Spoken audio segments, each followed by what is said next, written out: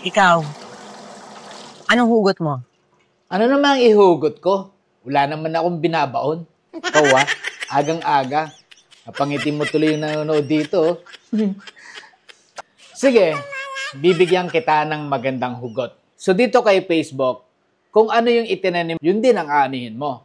So ibig sabihin, kung baguhan ka at nagsimula ka talaga na sumusunod ka sa community guidelines niya, well, hindi ka mahirapang mamonetize hanggang sa uli. Ang ginagawa mo, nag-upload ka ng mga video na engaging sa iyong mga viewers. Na no copyright, hindi ka gumagamit ng mga music, ng mga trending music yan dahil hindi ka pa naman allowed dahil nga ikaw ay baguhan pa lang.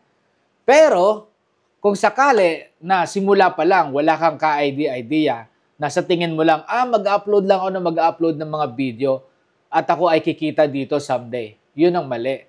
Kaya importante po sa buhay, alamin mo muna kung ano dapat yung mga dapat gagawin. Basta pupunta doon sa barangay hall nyo, na sinabi lang sa'yo ng kapitbahay mo na merong ayuda, pero hindi mo alam, may mga requirements pala. Unless na ikaw ay malakas kay kapitan. Dahil hindi mo na kailangan ng requirements, magkakaroon ka ng ayuda. Pero, nandito po tayo sa mundo ni Facebook. Dahil dito, kailangan mong sumunod sa community guidelines niya. Kaya kung ako sa'yo, manood ka ng tutorial araw-araw para maiwasan mo yung mga violation, restriction po dito. So, kita-kits po tayo bukas ha. At ako po ay magtatrabaho at maghugas muna ako na aking pinagkainin. Bye!